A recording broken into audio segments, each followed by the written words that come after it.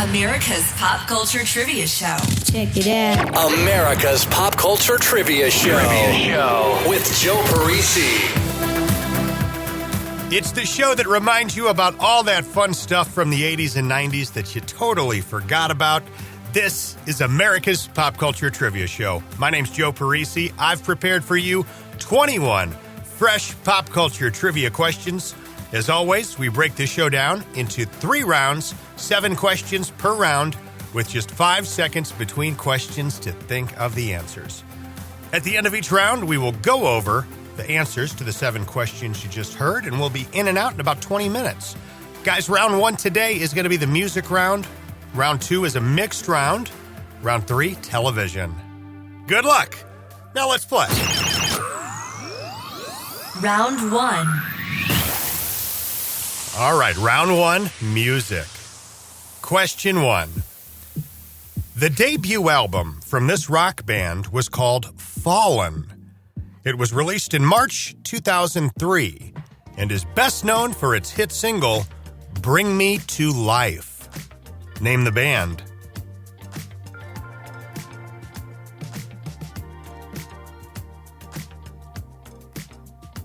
Question 2. What was the name of the album released by Cypress Hill in 1993 that included the songs Insane in the Brain and Hits from the Bong? What was that album called?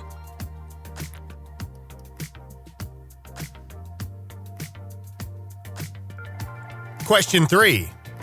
Hate it or love it, the underdog's on top.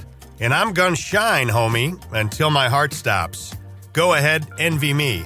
I'm Rap's MVP, and I ain't going nowhere, so you can get to know me. Name the artist behind 2005's Hate It or Love It.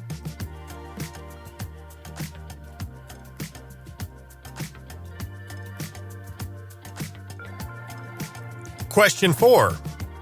This rapper's debut album back in 2003 was called Get Rich or Die Tryin'.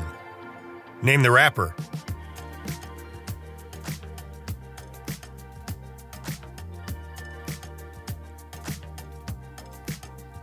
Question 5.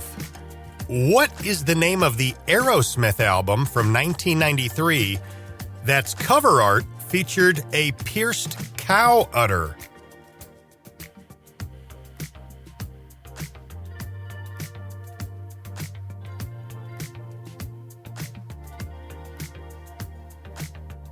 Question 6.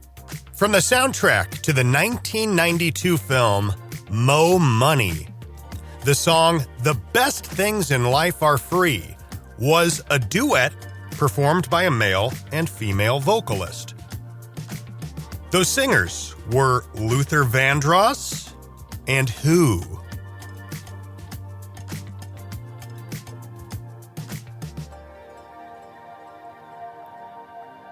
And question 7.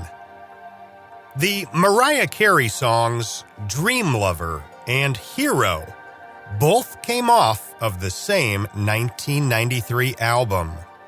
What album was it?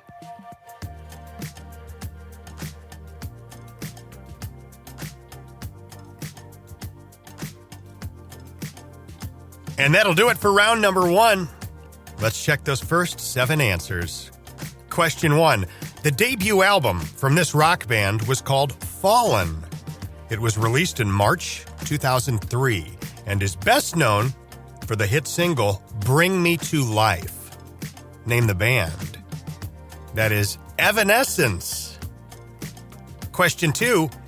What was the name of the album released by Cypress Hill in 1993 that included the songs Insane in the Brain and Hits from the Bong? That album was called Black Sunday. Question 3. Hate it or love it, the underdog's on top, and I'm gonna shine, homie, until my heart stops. Go ahead, envy me. I'm Rap's MVP, and I ain't going nowhere, so you can get to know me. Name the artist behind 2005's Hate It or Love It. That's a great song. The answer is The Game. Question 4. This rapper's debut album back in 2003 was called Get Rich or Die Tryin'. Name the rapper. 50 Cent. Question 5. What was the name of the Aerosmith album from 1993 that's cover art featured a pierced cow udder? Get a Grip. Question 6. From the soundtrack to the 1992 film Mo Money, the song The Best Things in Life Are Free was a duet performed by a male and female vocalist. Those singers were Luther Vandross and who? Janet Jackson. You may have foggy memories of that music video. The song got quite popular. Well, the video's interesting. Neither Luther Vandross nor Janet Jackson are in it, which is weird because they're both big stars. Instead, they did one of those things where it's just a bunch of clips from the movie, Mo Money, kind of spliced together with some ridiculous video footage of Damon Wayans and Stacey Dash, who were the stars of the film, running around this carnival, like being all flirty and kind of lip-syncing the song at certain points. A very cheesy video, but think back to that era. Think 1992. Soundtracks and the music videos that went along with them were such a big deal. Because back when MTV VH1 were actually playing music videos, you could get them to basically run free commercials for your film that was in theaters if you had a good original song by a known artist. You saw this with Seal, and I think it was Batman Returns. You saw it with Bryan Adams and the Robin Hood Prince of Thieves movie. We saw it over and over and over in the 90s. And Mo Money did it with Janet Jackson and Luther Vandross. And they didn't put them in the video because that didn't serve the overall purpose. The overall purpose was make people want to go see the movie. So that's why the music video is nothing but Stacey Dash and Damon Wayans flirting at a carnival and running around. All right, question number 7. The Mariah Carey songs Dream Lover and Hero both came off of the same 1993 album. What album was it? Music Box. Music Box was Mariah's third studio album, which to date has sold over 28 million copies worldwide, making it one of the best-selling albums of all time. Mariah Carey's Music Box was actually the first CD I ever owned. So, real quick, I'll take you back to 12-year-old Joe Parisi's Christmas. It's 1993. My big present that year was a CD player, to put on the dresser in my room. Panasonic CD player boombox, and along with it, I also got the Mariah Carey CD, which I had asked for. I wanted it because I loved Dream Lover. Like day after Christmas, I go to the mall because now I got the CD player. I got to get some more CDs. What do I buy? What's my number 2 CD? Shaq Diesel, the debut hip-hop album from Shaquille O'Neal. That was me. Round 2. Round 2 is a mixed round. We're going to bounce all over on this one, guys. Question number 1. Name the actor who played Jim in American Pie.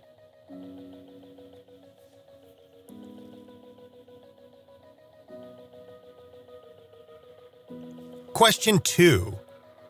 An English actor and mime artist. What Star Wars character is played by Anthony Daniels?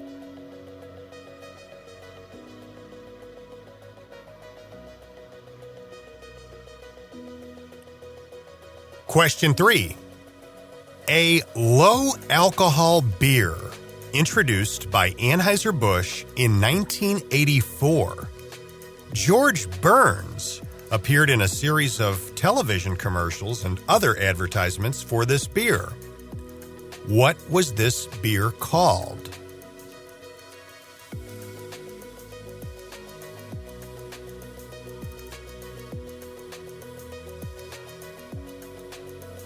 Question 4. She was employed as a writer and featured cast member for 18 weeks during the 1993-1994 season of Saturday Night Live. She released a comedy special in 2005 called Jesus is Magic, and she voiced one of the main characters in the movies Wreck-It Ralph and Ralph Breaks the Internet. Name this comedian and actress.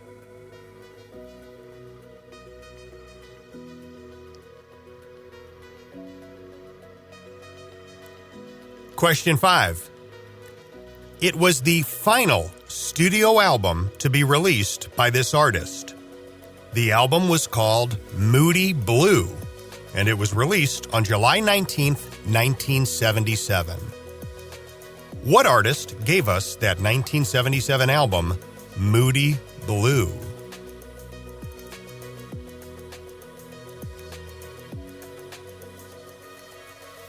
Question 6. This actress is the founder of the athletic/leisure clothing brand Fabletics. Fabletics. Name the actress.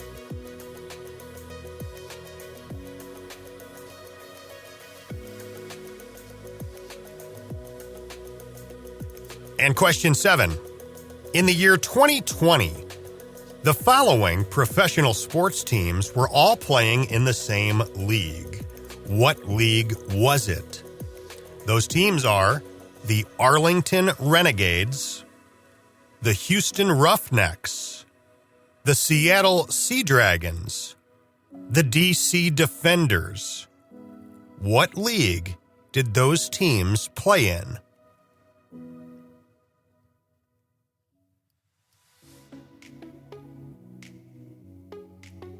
And that'll do it for our mixed round today. Let's check your answers. Question number 1. Name the actor who played Jim in American Pie.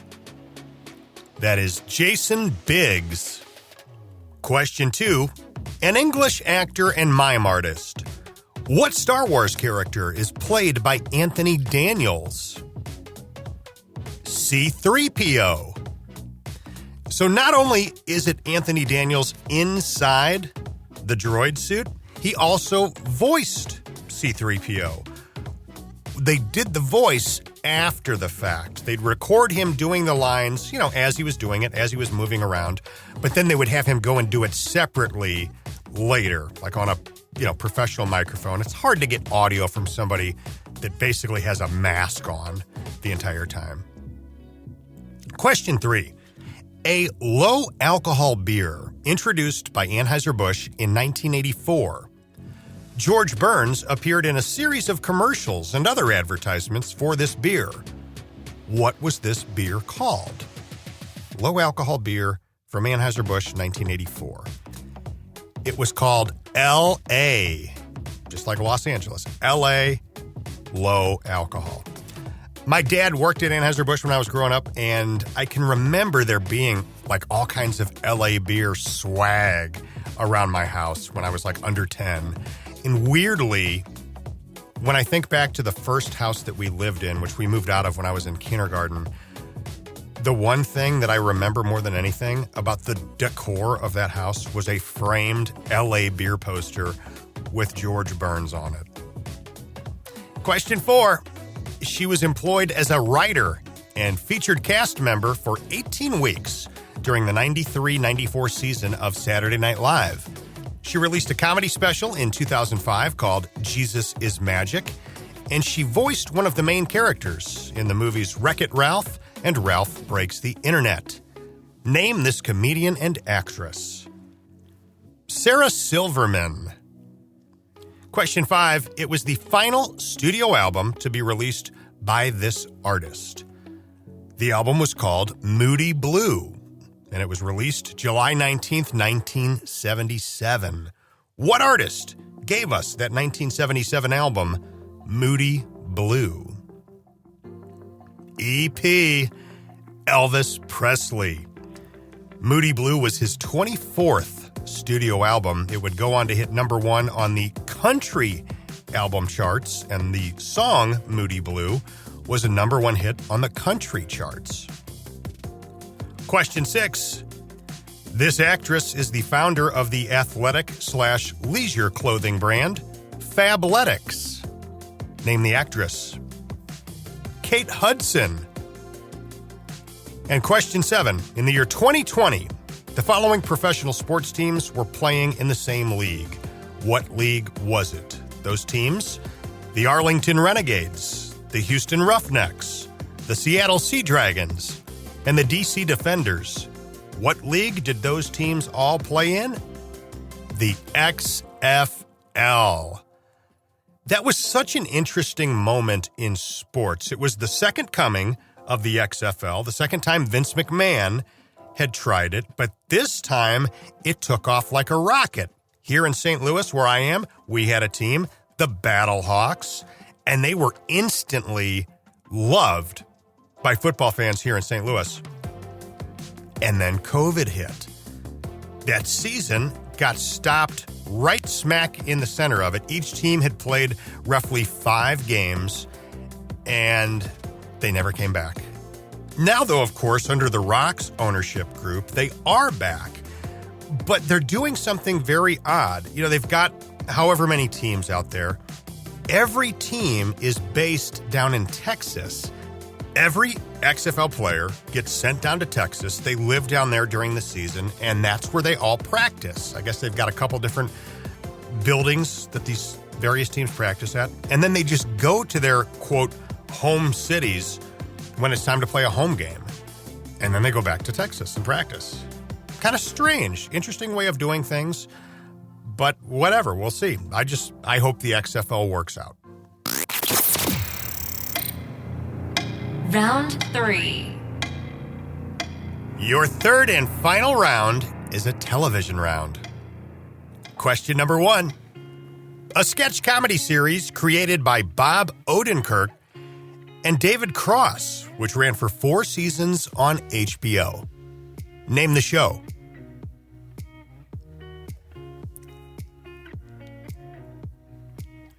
Question number 2. To a certain generation, she'll always be known as Stifler's mom. What is the name of the actress who, along with an impressive film resume, has appeared in dozens of TV shows, including Two Broke Girls, Seinfeld, and more recently as Tanya in the HBO series The White Lotus? Name the actress.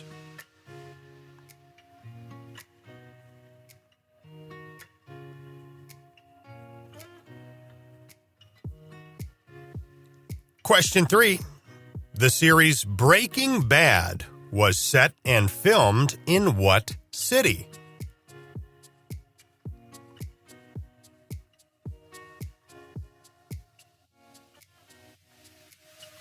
Question 4. Very similar to The Osbournes, this was a reality series that debuted on A&E in August 2006, which followed the lives of Kiss bassist and vocalist Gene Simmons and his family. What was the name of this series?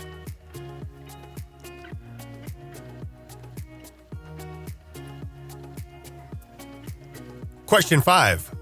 What is the name of the character played by Leah Remini on The King of Queens?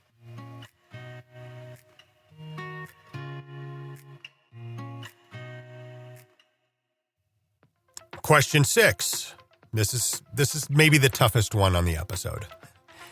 A short-lived TV series that aired on UPN that was centered around bachelors Sean and Jared Jared's 6-year-old brother, Maestro, who comes to live with them after Jared's father accepts a freelance position overseas. Now the two bachelors must give up some of their perks to develop their crude parenting skills. Chris Hardwick was one of the stars of this show. Name the show.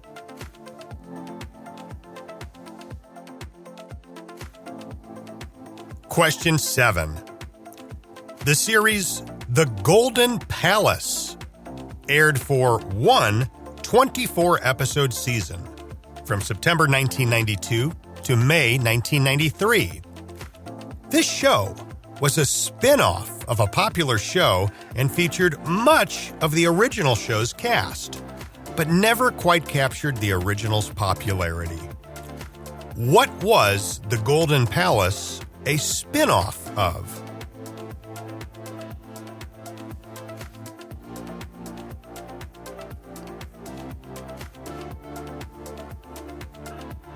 And that's going to wrap up our third and final round. Let's see how you did with these television questions. Question number 1. A sketch comedy series created by Bob Odenkirk and David Cross, which ran for 4 seasons on HBO. Name the show. That is Mr. Show. Question 2. To a certain generation, she'll always be known as Stifler's mom. What is the name of the actress who, along with an impressive film resume, has appeared in dozens of TV shows, including Two Broke Girls, Seinfeld, and more recently as Tanya in the HBO series The White Lotus? What is her name? Jennifer Coolidge. She is just hilarious in everything she does. Question 3. The series Breaking Bad was set and filmed in what city? Albuquerque. So if you ever visit Albuquerque, New Mexico, it will take you about 5 minutes to figure out that that's where Breaking Bad was made, because they love it. They are so proud of it, as they should be. Great show. But in so many places, you're going to find Breaking Bad souvenirs, little reminders just all over the town. It's cool. Question number 4. Very similar to The Osbournes. This was a reality series that debuted on A&E in August 2006, which followed the lives of KISS bassist and vocalist Gene Simmons and his family. What was the name of this series? Gene Simmons' Family Jewels. That show ran for 7 seasons. That's nuts. 7 seasons. It ran up until July 2012. And spoiler alert, some of the stuff was completely fake. For example, I was reading up on this. I didn't really watch it. I saw a few episodes, but there's an episode where Gene buys an Australian football team. It's in the 3rd season. People have looked into this, and there is absolutely no record of that taking place whatsoever. It was completely made up and passed off as reality in this show. There were other things, too. People that were allegedly paid to be bikers as like part of some biker group on the show that were actors. All those shows are just, I can't stand them. Question 5. What is the name of the character played by Leah Remini on The King of Queens? Carrie Heffernan. Question 6. A short-lived TV series that aired on UPN that was centered around bachelors Sean and Jared, and Jared's 6-year-old brother, Maestro, who comes to live with them after Jared's father accepts a freelance position overseas. Now the 2 bachelors must give up some of their perks to develop their crude parenting skills. Chris Hardwick was one of the stars of this show. Name the show. Guys Like Us. Apparently this young man who played Maestro, his first name actually is Maestro, and this show was meant to be kind of a vehicle to launch his career. And he has gone on to do other things, but the show just didn't work out. Question number 7. The series The Golden Palace aired for one 24-episode season from September 92 to May 93. This show was a spin-off of a popular show and featured much of the original show's cast, but never quite captured the original's popularity. What was The Golden Palace a spin-off of? The Golden Girls. The Golden Palace was a continuation of what was happening in the lives of these ladies, just without B. Arthur. But Betty White was in it, Rue McClanahan was in it, Estelle Getty, and then they also brought in Cheech and Don Cheadle. Did you ever watch The Golden Palace? Do you have any recollection of it? 24 episodes of it aired during that year, during that 10-month span. They were now like running and owning a hotel in Miami. I kind of missed the entire show, but it exists. It's out there. This has been episode 134 of America's Pop Culture Trivia Show. I'm Joe Parisi. If you ever want to reach out to me, you can do so through my business website, which is joeparisivoiceover.com. joeparisivoiceover.com. And of course, if you could take 2 seconds right now, I really appreciate it. Leave the show a rating and, if you can, a review. If you listen on iTunes, Apple Podcasts, you can do it there. Spotify lets you do it also. I greatly appreciate it. Hey, listen, have a great rest of your day, whatever that entails. I appreciate you letting me be a part of your day. Let's do it again soon.